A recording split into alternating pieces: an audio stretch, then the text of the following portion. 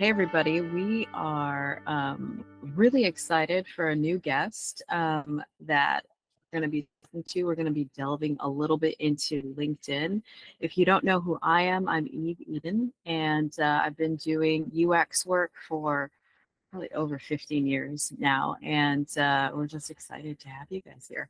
Yeah, and I'm Brian Crowley. I've been a designer and illustrator for over 20 years. I do comic book work, and I also do UX work as my day job. And we're excited to have Lindsay Adams on as our guest. Lindsay Hey.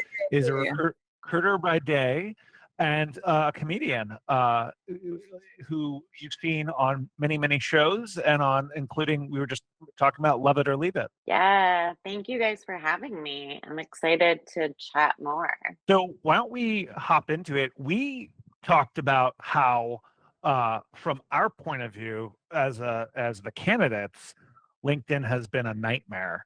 How is it from a recruiter point of view? How has it been for you as a recruiter? I'm kind of in a unique position right now because I am using it as both a candidate having just wrapped a freelance position and a recruiter. So I use it on both sides pretty regularly. And um I think that for me, on the recruiter side of things, it is kind of like an aggregator when it comes to applying to jobs, but realistically, most recruiters will get several hundred position or several hundred candidates for every role that are then put into an ATS system and then ordered by, I have to physically order it by date of application. Otherwise, their AI tools will push whoever they think is best qualified to the top, which is often really incorrect. And then, from an outgoing like recruitment standpoint of someone who is sending in-mail messages to candidates that have not applied, um you know comprehensively, like in terms of what I'm seeing, it's pretty good, but again, what they are doing is prioritizing who is paying a certain amount for a premium account, who has utilized the newer tools within the LinkedIn skills, like the LinkedIn platform, to optimize their page.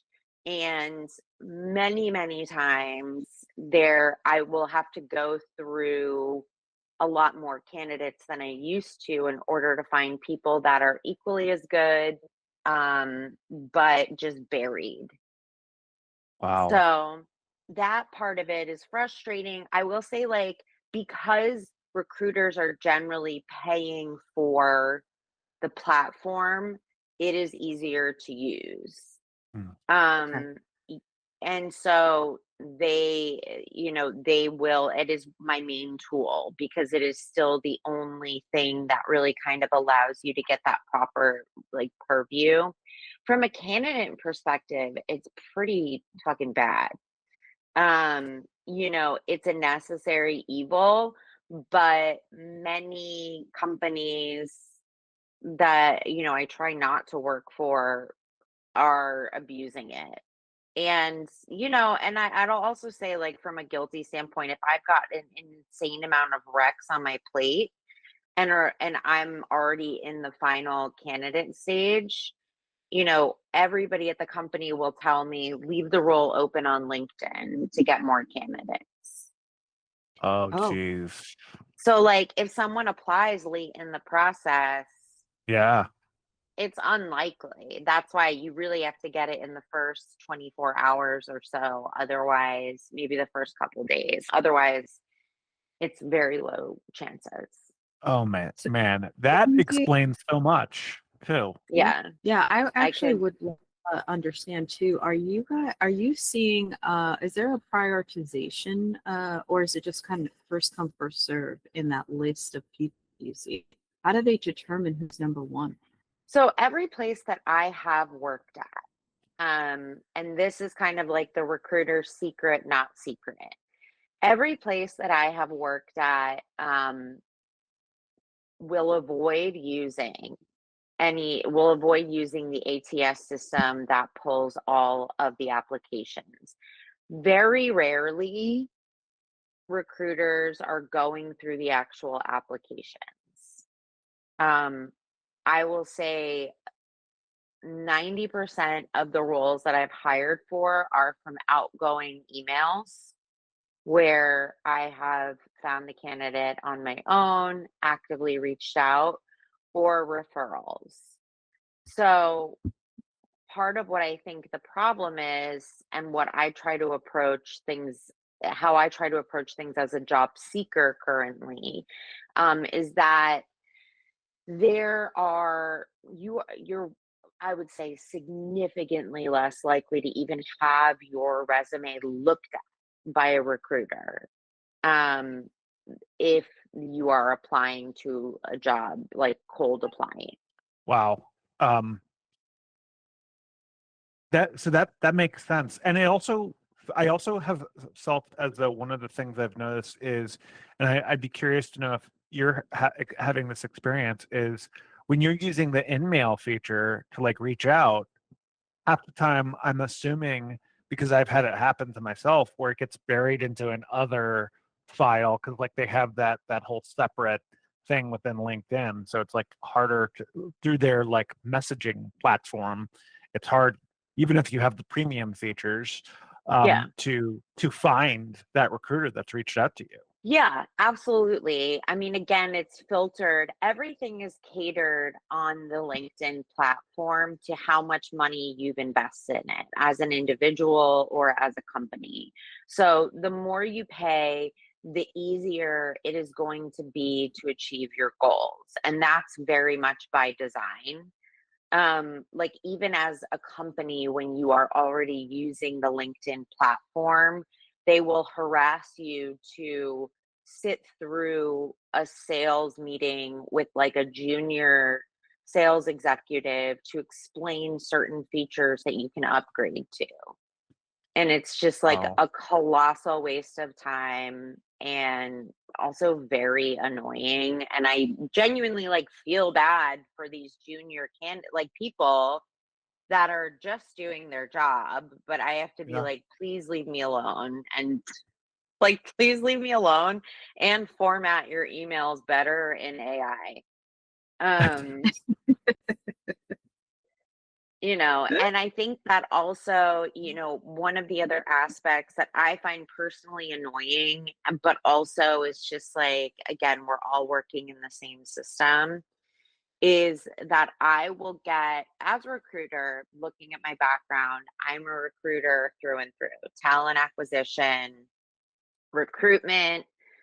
That is what I'm doing. That is explicitly what I'm looking for.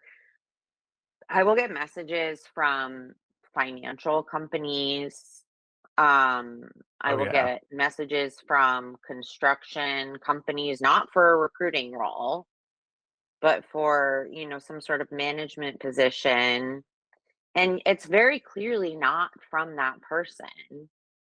A lot of it is used for sales. A lot of it is used as posed as a job opportunity, but it is them sending a sales email, essentially spam. Yeah, we talked about that in the previous episode about how like one of the in fact people have started hacking their way around it. I put my middle initial. Part of the reason I have my middle initial in my first along with my first name is Yeah, because if Brian J hey Brian J, I now immediately know it's a form message that's being sent to me as opposed yeah, to it being as, and I've seen people putting emojis in and such. But yeah, there's all kinds of like weird. It's through Reddit. Reddit has like a whole thing on LinkedIn scams altogether about like, hey, we'd like to invite you to a board position, which is like complete and total bullshit. yeah. Which I'm sure you both have been hit with. Um, Lindsay, is one other question I have for you is we were both, Eve and I were both talking about how difficult it is also to know whether or not a recruiter is legitimate or not as well. Yeah. And how is that affecting you as a recruiter? I find there's a couple different ways because I come from the staffing agency background, which is primarily sales driven.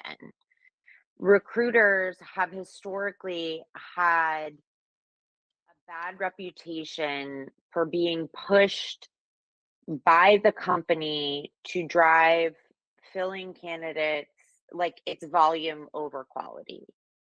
And Mm. you Yeah. are judged by metrics, and which involves filling roles, but it also involves bombarding companies with candidates, sending candidate newsletters, being in constant communication. And so it does yield results from a financial standpoint when it comes to making the company's money, but ultimately it doesn't serve most of the candidates or most of the internal talent acquisition teams that are Mm, looking for the right people for long-term positions.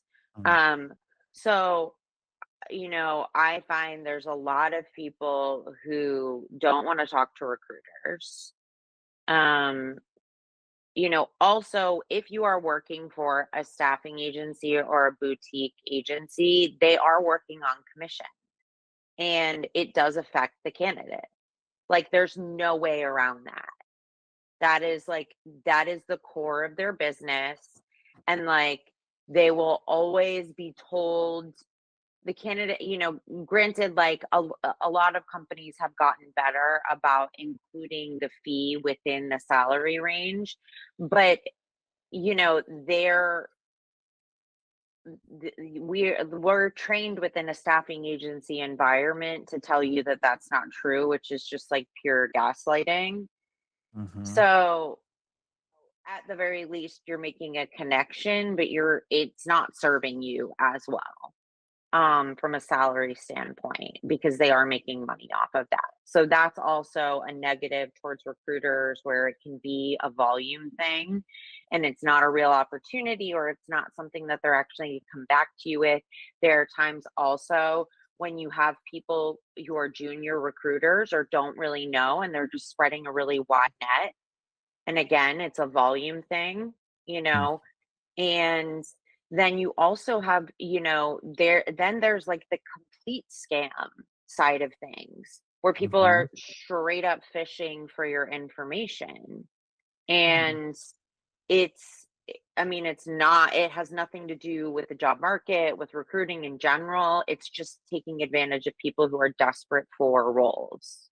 Do you know, Lindsay, do you know how the LinkedIn is either preventing or provoking this from occurring? I mean, I'm sure that they're doing something, but I also think that, I think that there's a balance for them. They're harder and harder to get a hold of. It's harder and harder. Again, like, Really? if you pay enough, you can have like a dedicated LinkedIn correspondent of some sort. So corporations, but if you have a problem with the platform itself, they are going to refer you to someone else. Mm. And so, like, it's really like a pay to play thing once again, where Oh, it's like, me as someone, I don't have a premium account. I'm not using that for the way that I'm looking for work. Um, but there are potentially more resources if you do. Well, it says a lot from a recruiter standpoint, don't you think, that she's not using premium? I think that anyone listening to this is probably like, wait a minute, a recruiter isn't using premium account, what gives? So it seems like, at least if we think about the audience that may be listening, especially with, the 30,000 Amazon layoffs that just occurred, Hmm. right? no kidding. And It's just the sign of the times. They're looking for, obviously, to save money. They're probably paying a boatload in Cobra insurance at this point and trying to kind of make sure whatever dollar is being spent is being utilized. But if a recruiter isn't using the premium account, like what Mhm. do they do? Like, is there anything almost like a top one, top three things that you would say for a candidate that they should do immediately to their profile? Y- Yes. So I always recommend for anyone, even if even if I'm unsure if that industry um, uses LinkedIn the way that the industries that I've worked in uses it, I always say treat your LinkedIn like an updated social media profile. Yep. So make sure everything is up to date. Make sure you have a small amount of your personality that comes through. Have an Mhm. up to date picture that's a clear picture of your face, unless you're like, I mean, sometimes like copywriters that work for like exclusively like cool companies or whatever, they're like in sunglasses and you're like, oh, that's cool. It really depends. But like everything up to date, really make it look like you're on there and engage. Like, just one of the things that I do as foresight before jobs are posted, I look at the companies that I would be a good fit for, and I add their head of people operations, their HR department, people that I would be working alongside, um, the VPs, the executive creative directors, anybody that is in any sort of like position of power or a peer, I will try to connect with. And the more connections you have, the closer you are to other connections, which means you'll be able to connect with them. And so then what that allows me to do is like when a job pops up, the first thing I do is message somebody and say, "Hey, just wanted to say hi." Or even if we connect at a different time, I think one of the things that sucks is that there is an element of like quote unquote playing it cool. Mhm. So like recruiters, when a job is posted, are bombarded with messages. So like there's Mhm. no way to respond to all of them. But what I Mm. will say is like if I don't have a job posted and somebody hits me up, like a UX designer hits me up and is like, Mhm. "Hey, thanks for connecting. I know you guys aren't looking for anybody, but I love the work, love to be considered sometime." That then I'm more likely to be I have the time without pressure to be like, "Oh, hey, thanks so much. Like, by the way, like, let me send this to this department." Then it makes me look good. It makes you look good. We're engaging. So that's one of the main ways that I'm approaching the job market for myself that I have seen results Mm. Good. in. Where I'm just kind of like, if you guys ever need someone, I would love to chat. No pressure. Either Mhm. way, please let me know if I can be helpful at all. Is I'm curious to know. So we're talking to you today, like we're asking you questions about your job as a recruiter. Prior Yeah. to this, has anyone from LinkedIn ever, any UX researchers or any UX designers ever reached out to you and interviewed you or asked you questions or ask any of your colleagues or any of the people that you've worked with about your experiences with LinkedIn? I mean, I think that there are surveys that they always send out, and there are companies, but when you're sending a cold email, nobody Yeah, wants to answer it. No. And sure, so, like, I will say if a company I've never heard of is like, we're doing research on LinkedIn, I'm not answering it. sure. I don't know if it's a scam, it's going to waste my time no matter what. But it's like I am more apt if there's like I am more apt to answer personal sort of messages regardless. Like I'm happy to give advice. I'm happy to, make suggestions. If I know the hiring manager, happy to give their name. if I happen to know that they're definitely hiring for someone. I'm also a part of a couple recruiting networks. And so they're always looking for people, always sharing ideas, always sharing. And like, I frankly, I don't think that like LinkedIn is gonna like talk to real recruiters. Like I'm sure that there's that, but I don't think people, I guess, care that much. And maybe that's like my bad, but that's my opinion. I don't think it's your bad at all. I think it's the bad of the Sure. research team at LinkedIn.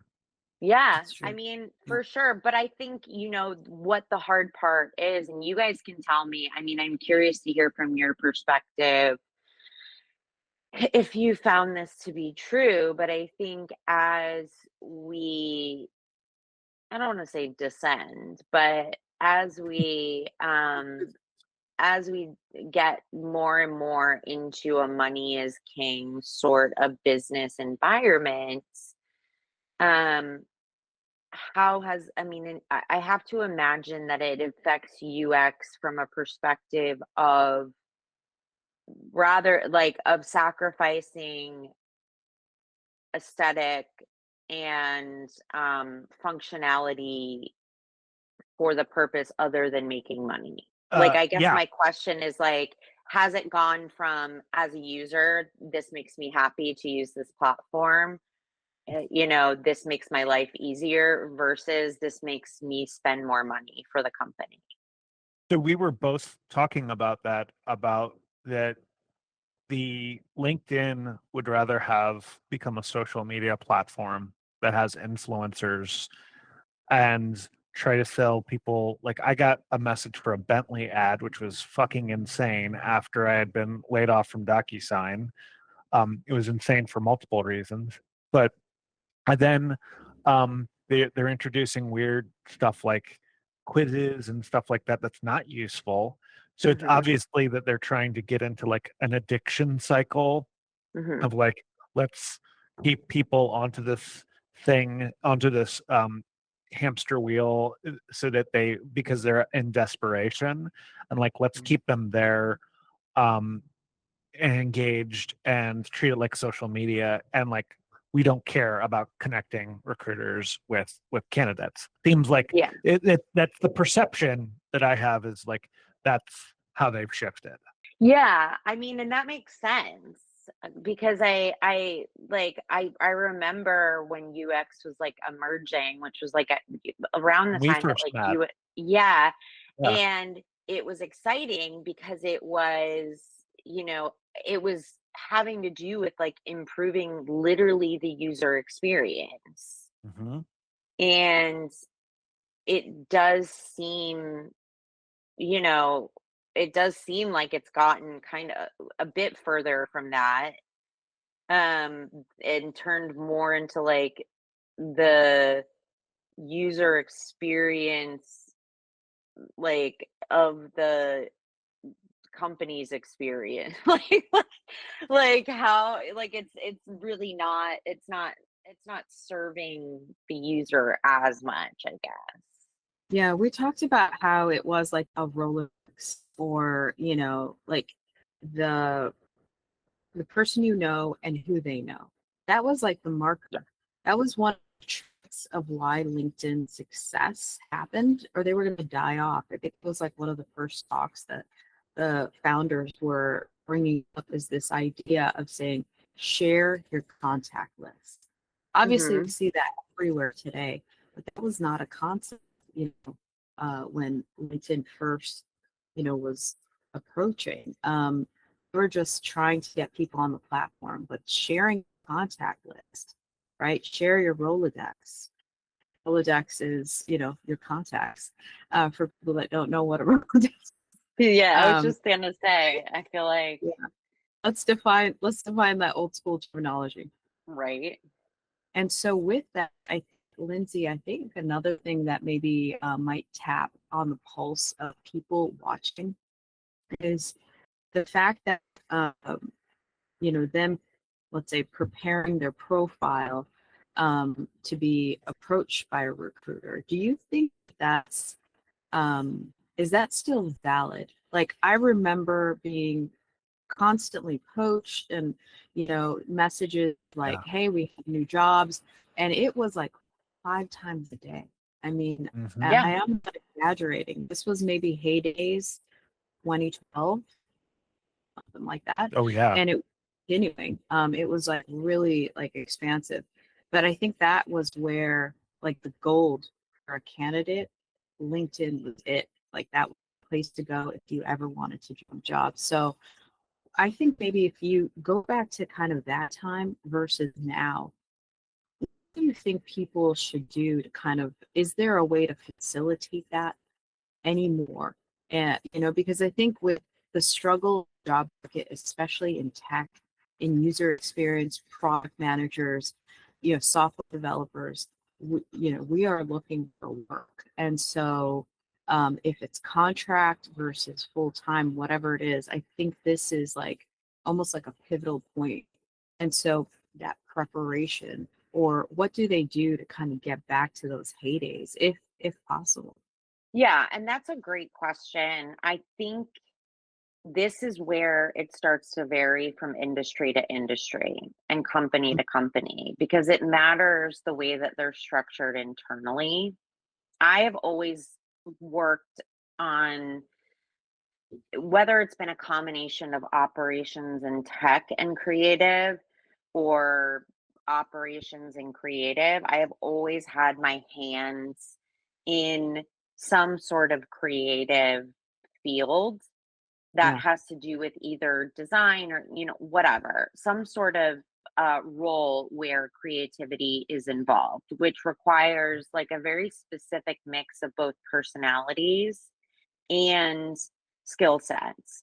And so for me, as someone who's trying to judge a vibe, if you will, from a social media or from a LinkedIn profile from the perspective of a social media profile, it is important. It's super important to have um, everything in place, even if people aren't looking at it. But that's also because, from a recruiter perspective, I am not using AI tools other than what LinkedIn is offering in terms of like I use Boolean searches, Hmm. like I'm filtering down based off of keywords, based off of, you know, I'm usually not using industries because I think that it's not entirely clear if somebody is like, for example, works on cars and advertising and puts themselves in automotive versus advertising. But there are certain like go to filters that I use.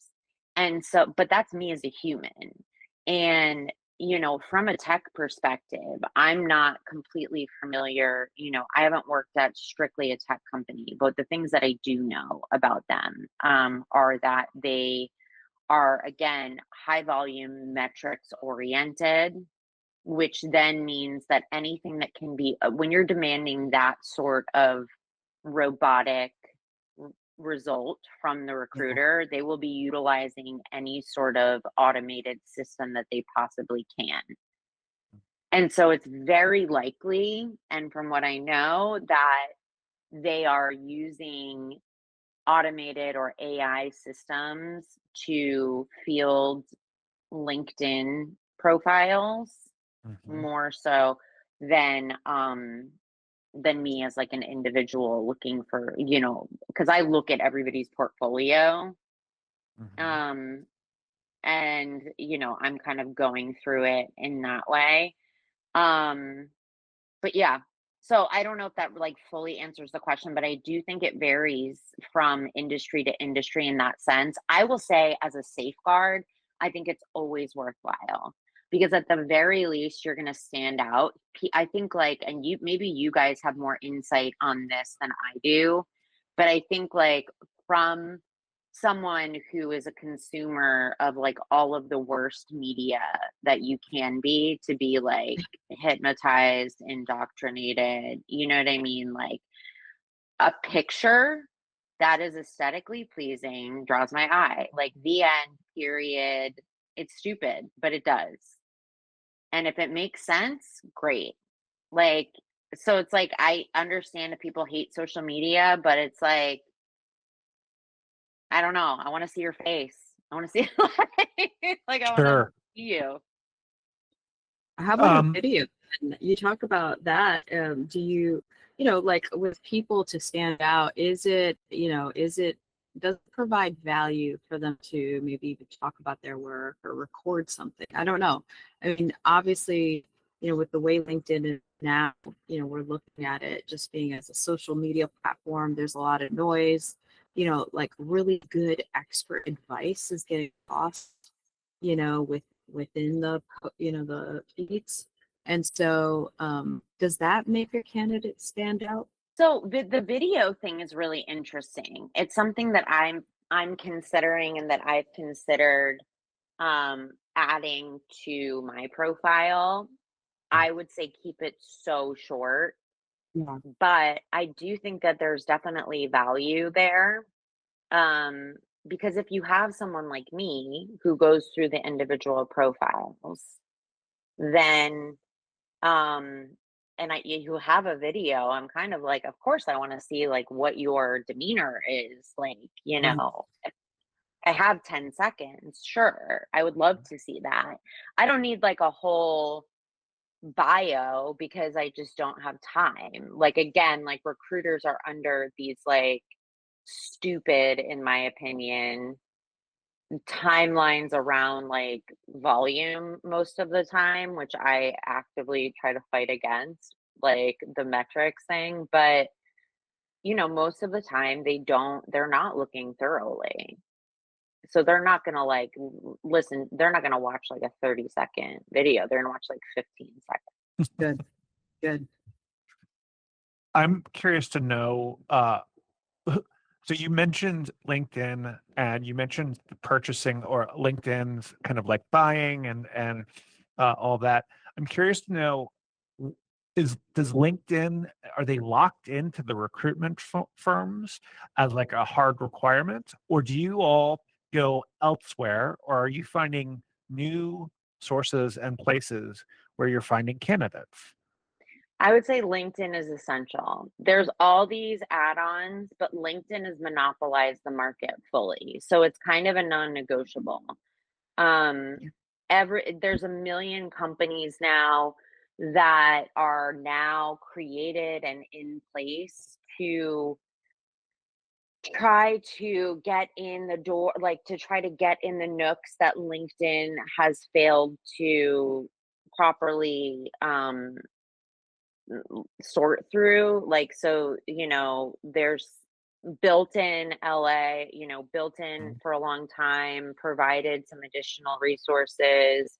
Um, there's one that I've been playing with called Well Found. Mhm. There's a lot of AI focused platforms that are pitching themselves as being able to scan all across companies, Yeah. Mhm. Yep. to be able to do that. But at the end of the day, like, you're not like, as a recruiter, I don't know anyone that is going anywhere other than LinkedIn for outbound recruiting. Like, for finding passive candidates, that is the place everybody is going. Okay. And it's almost so interesting because if they don't have a LinkedIn, that's also like a huge red flag A for recruiters, right? 100%. That's why, like, I talk to so many people, like, that I know personally that are my Yeah. friends, that are, for example, social media managers who are exhausted by social media. And so they're Yeah. like, I'm not going to make a LinkedIn, especially like, I think people, in certain age ranges, my age range included, are like, another one. Like, I'm not going to, no, my LinkedIn's not up to date. No, I don't have a picture. It's like, seems nerdy and dorky and whatever. And I'm like, number one thing, make a LinkedIn and have it up Makes to sense. date. So if someone's graduating, let's say high school or graduating college, what would you say to them? If someone's graduating high school or college, I will say that the more junior job market, I would see like Gen Z is much better about having their LinkedIn's up to date. If you're graduating, I think that they are maybe telling them to do that, but like have a LinkedIn, have it up to date, um, and actively network. And I do feel like I get a lot of that. Yeah, I think that's huge. What I hear you echo it, like you mentioning it, it's very subtle. You keep mentioning in real life networking. It's kind of like an undertone to almost like a compliment. It will complement your LinkedIn. So what you're saying, meetup.com, right? I don't know, like, or if you have other places, where do people go to network? Like, how do they start? I think that it's a combination. So I know ECDs will go to alumni, you know, even if it's required, they go to alumni events. Hmm. They go to like even, and I hate to say this because like, but like it's getting coffee with people. It's like, oh, there's a bunch of recruiters that are, getting brunch. And like, or like, when you meet someone that has the same job as you or works in the same industry, it is in your benefit to make an effort to get to know them. I mean, this Um, is some good advice, Lindsay. What you're saying is gold. And I think when I got into the job market, that was not explained well. So yeah. you saying, like getting coffee, you hate to say this. Like can you mention what that means? Like what's that feeling about? Nobody wants to get together with anyone anymore. Like they just don't. Nobody wants to do a proper networking thing. So we have to find the different ways that are convenient for different people. I have met other recruiters over text. I have met other recruiters over a shared interest. I have met other, something like that. Get in the Facebook groups. Like, get in the Facebook groups, get the LinkedIn groups are annoying, but like get on the Instagrams, get in the other social media areas and make those initial connections so that you don't feel like, so that when you approach, when you ask someone to get together for coffee, they're not like, oh good, I get to like know this person who like might be a freak and like, you want to, but like part of the reason why that's important is because before a job gets posted, Yeah. like if I'm thinking it from a perspective, I want to do the least amount of work because I'm Yeah. busy, I've got stuff I need to do. The first places I'm going to go for recommendations are referrals. I will Mhm. immediately go to internal referrals, external referrals, or people that I know off the top of my head. If I know people off the top of my head, it makes me look so brilliant. And like it makes any recruiter look really good to have a good candidate off the top of their head. Like amazing, you know? Yeah. And and there's a Slack channel at every company where they go, "Does anyone know blah blah blah?" And people go, "I will, my network."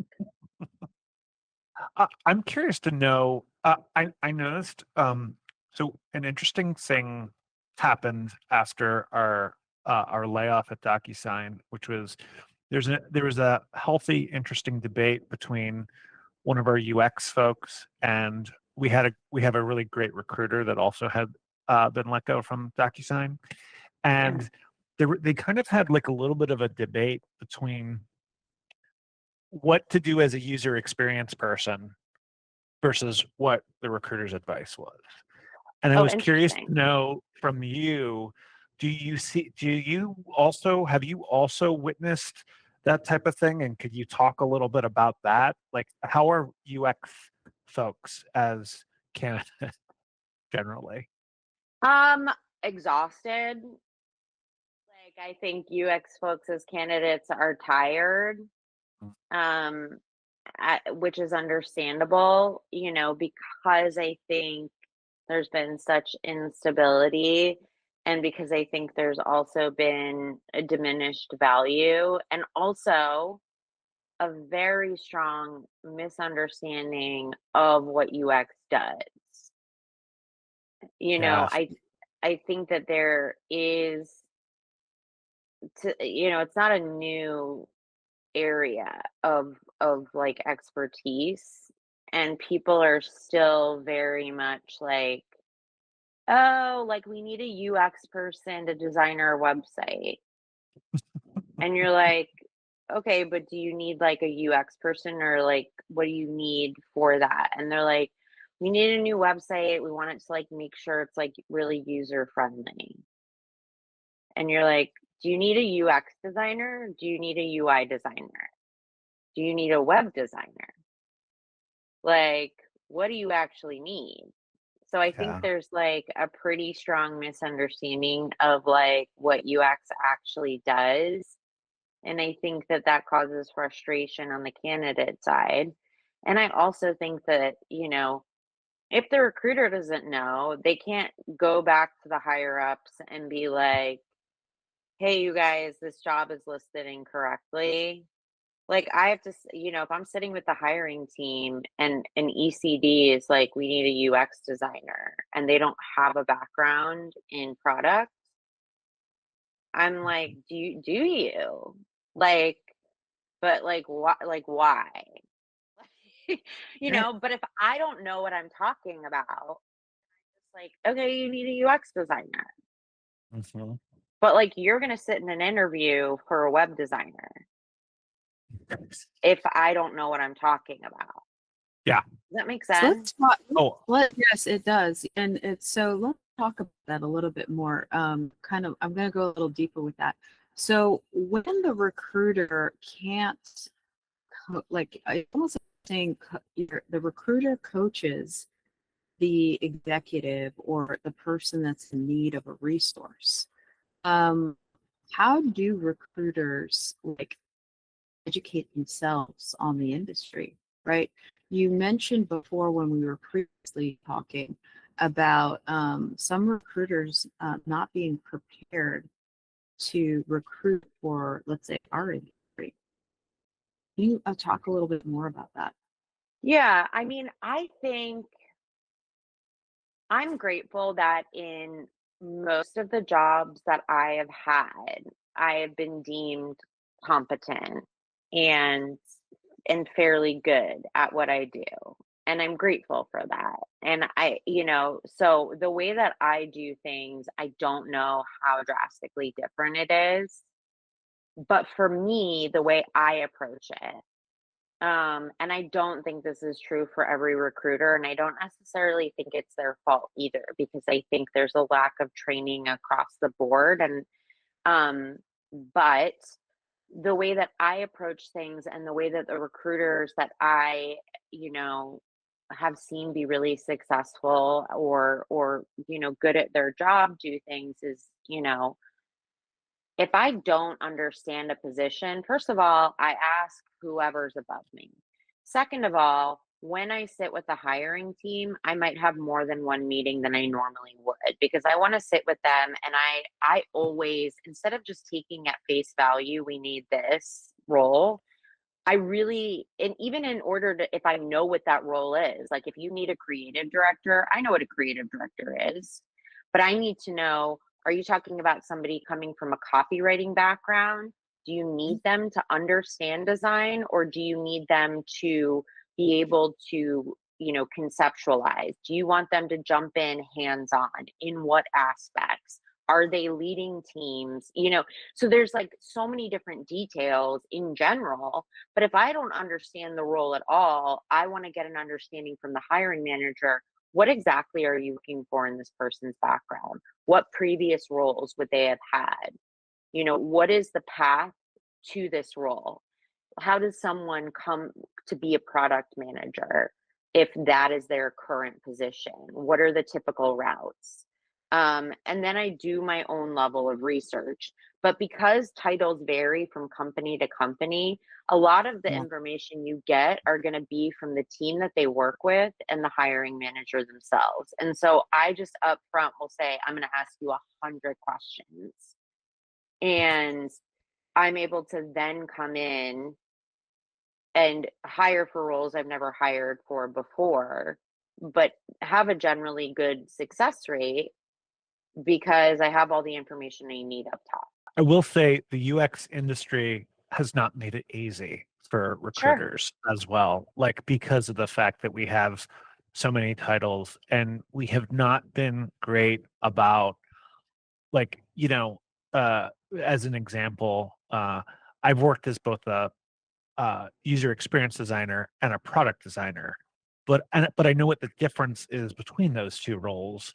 One's a Mhm. specialist and one is a generalist, but a whole lot of folks do not understand, and instead what they do is they use those terms willy-nilly, and so it creates confusion around, like, where are those roles, and then even the use of UX versus UI being swapped back and forth and people not understanding there is a significant difference between those two roles. That's such an excellent point. That and it's good that you have educated yourself and that about those roles. um I have a very superficial question to ask you Yeah, Oh yeah, because let's do I've heard this and I would love to know your thought on it. sure. The green circle that says open to work. I have heard from recruiters that that is a red flag when they see it. I have Yeah, heard from sometimes. other people that no, that other recruiters that have said no, we need that is helpful to tell us this information. I would love to hear your take on that. I go back and forth because it. sometimes if I'm looking to see if I have it up on mine. I just I took it do. off of mine. Okay, I currently do have it up on mine. Yeah. I go back and forth. If you have a very niche role, uh, then I think it's worth and high pedigree. Like if you're coming from like a DocuSign, if you're coming from if you're coming from like one of the big, tech companies, I do think it's worthwhile because as recruiters, we know there's so many layoffs all the time. But if Mhm, you're like a random creative director, I would say no. mhm. Um, because I I hesitate to say this, but I also try to hold myself to this own standard. But like, if you smell too desperate, it's a red Yeah, flag. sure. And I think that's such a fucked up thing to say in this job market. Like, I would like to just acknowledge how messed up that is, but it's also just like from like a sociology standpoint, it just is what it is. It's the reason why idiots with no skills end up as your managers because they come in and they're like, I'm actually great. And you're like, okay, or it's the reason why rich people tend to be rich later. They just have like it's a different confident, it's not a hard rule. I love making generalizations that are stupid. Please take it, please take this with a grain of salt. But I think that sometimes it does read as like, you know, it flags you as like kind of like being like, well, why? Like, why are you out of work? But at the same time, if I'm looking at it and I'm like, oh, I really need this person and they're available, I'm like, oh, great.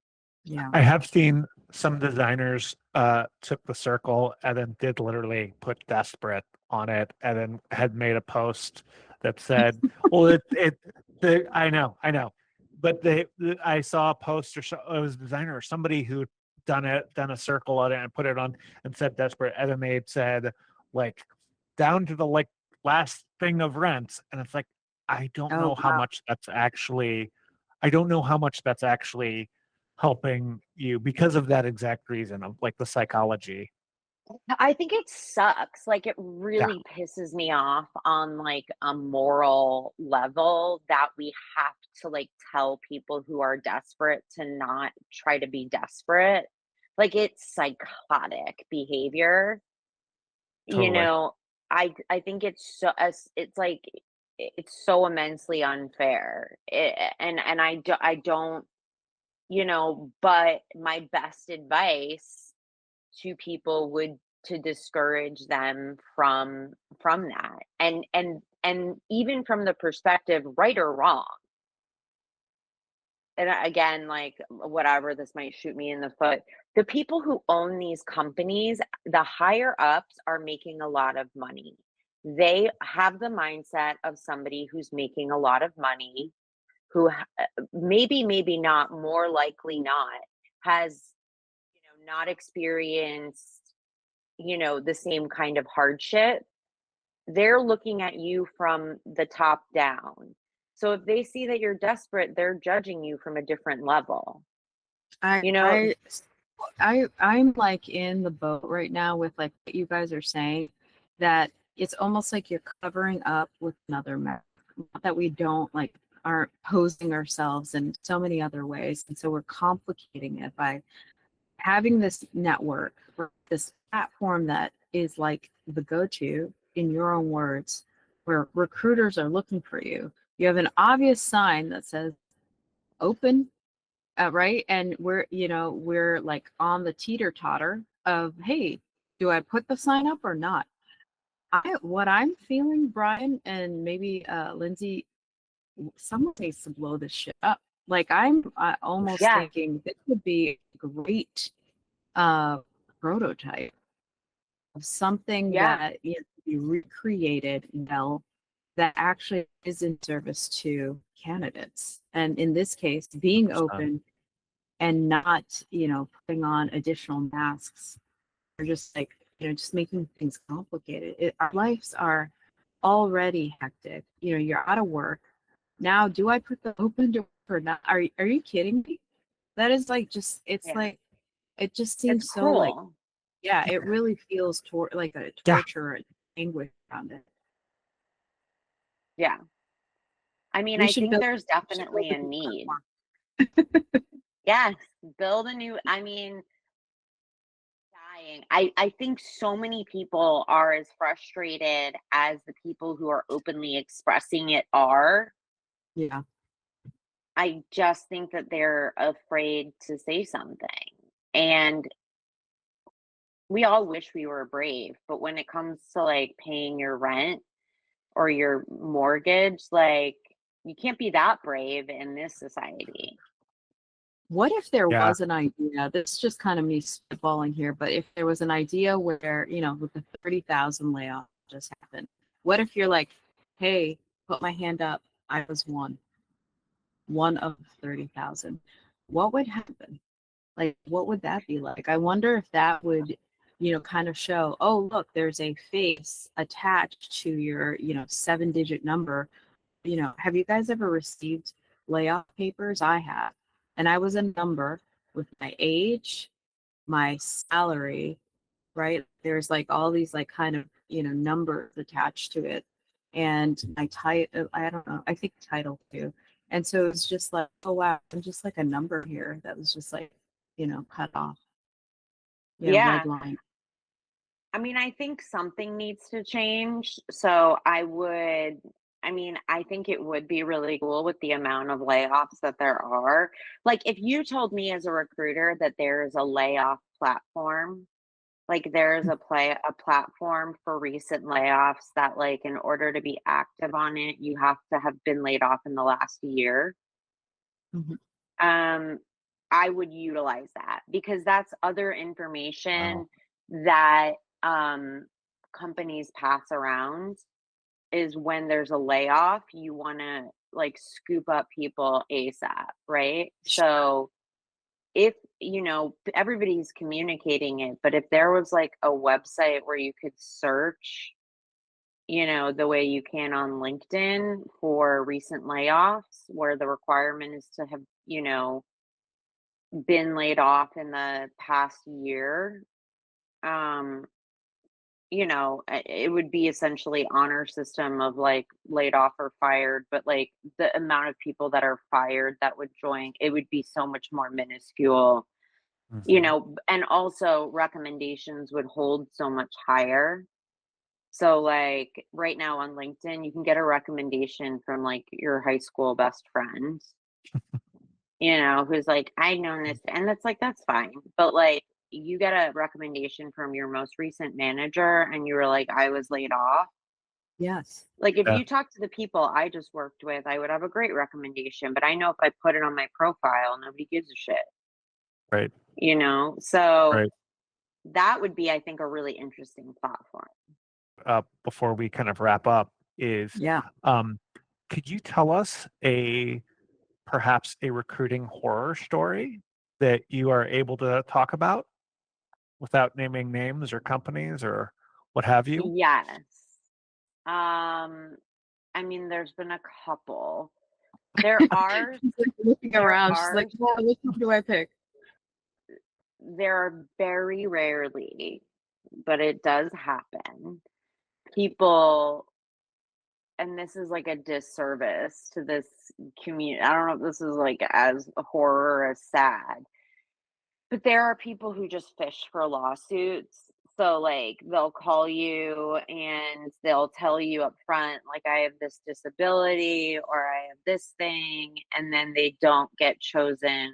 They don't get chosen for the position. This generally happens at like staffing agencies, but like they don't get chosen for the position.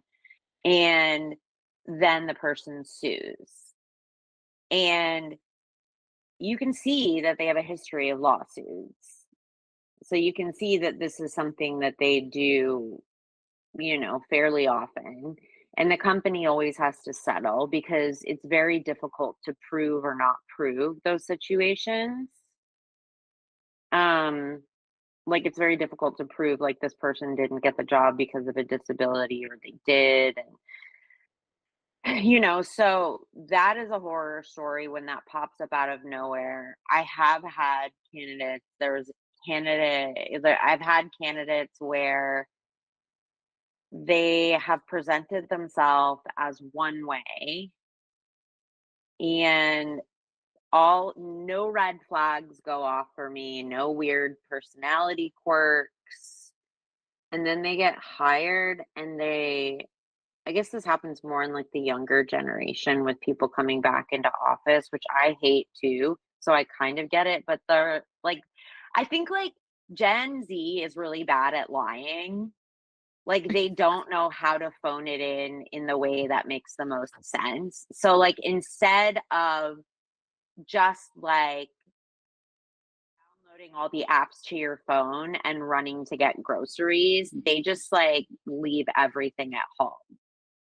And so you're like, "Hey, are you available?" And nobody answers.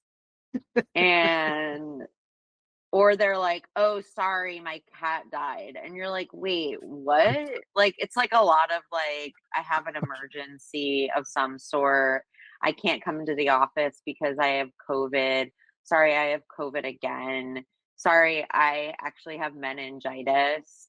Sorry, I," like, it's like the craziest. So, like, without breaking any HR rules, like, yeah, for sure, where you're just like, "Buddy, lie better." We're like, everybody lies. Like everybody is like, unless you have like a really healthy work environment where you're allowed to like be a human being, Oh, you God do, forbid that. yeah, like you do have to lie to do something like go pick up your kids Oh for the most man. part. It's But like, Oh, so the no. horror stories are more so when you get these like, and then when they get like defiant and crazy about it. And I'm like, I want to be like, it's on you. You were bad at lying. Like, you don't get to fight us now because you were bad at lying. Learn to lie better. It's Like, good. if you want to fuck off for a day, figure it out. I want like a the more you know type of banner to pop up now of like learn to lie better. Yeah, like Right. be like a tiny bit available. I mean, we did it. Yeah, that's I used to pick up the kids, have the phone, talk, drive, like do everything. If I wasn't there, I mean, it was like one strike and you're out type of bit. I mean, I remember that. Like, I was a young mom with young kids, doing things, and being a professional at the same time. And you're like, I have to, you have to do this. So yeah, take your phone with you. Answer teams. yeah, pick your battles too. Like if Yeah. you like take the L. If you like didn't, it's fine to be like upset if you get refused a day off for your grandmother's funeral. Like that's reasonable, but if if you want to go to a yoga class in the middle of the day and you're working remotely and you don't, say, hey, I have to I'm going to take my lunch or whatever. Sure. I'll have my phone on me. That's on you.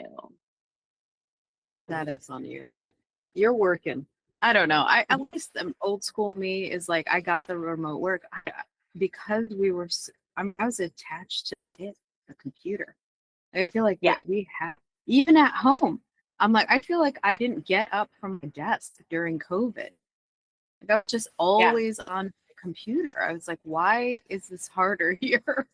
I don't know, Well, but I also, it's that's why it's hated so that. insulting when they're like, you guys have to come back into the office. And it's like, you think you didn't already scare me straight into working constantly? Like, Oh, Yeah. no shit. Yeah.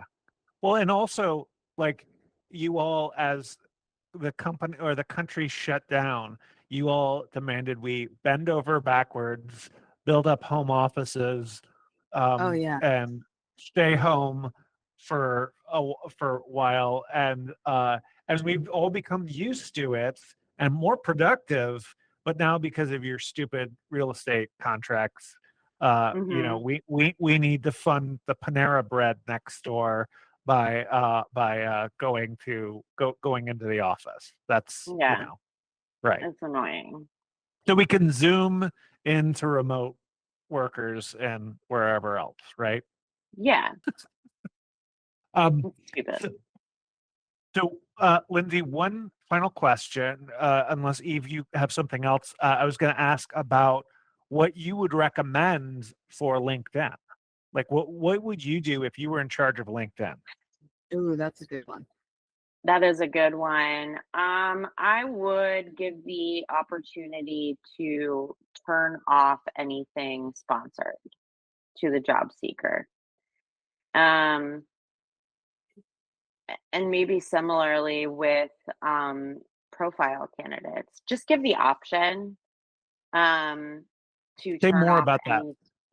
Well, I mean, you look for jobs, it's one thing I didn't mention. When you search jobs on LinkedIn, you can have your filters up that says like most recent. You're still gonna get the sponsored results that are not most recent, Mm, and those okay. show up first. And I would love to be able to just turn that off, have the Yeah. option. I would actually pay to turn that off. Like, Yeah. so that, yeah, I would love to see that. I would love to see an organic search option. That makes sense. I think with that, I think we should wrap up here. Thank you so Okay. much, Lindsay. Yeah. I just loved how you were just kind of really getting into the details. I think there's a lot here that candidates can really glean off of from your advice. And I think people will see this as eye-opening from like a recruiter standpoint. This is amazing. Open to work, what you would change, how like you would introduce even junior designers to LinkedIn. I think it's all very beneficial. I enjoyed listening to you. Thank you so much. Oh, yay. Yeah, this was my pleasure. And real quick, where should everybody go to find you online, and where should Yeah. everybody go to go follow you and subscribe and all that type of stuff? Well, I would say focus on my LinkedIn for professional purposes. Okay. You can find me on Instagram, you can find me on social platforms. That's your journey. Um, but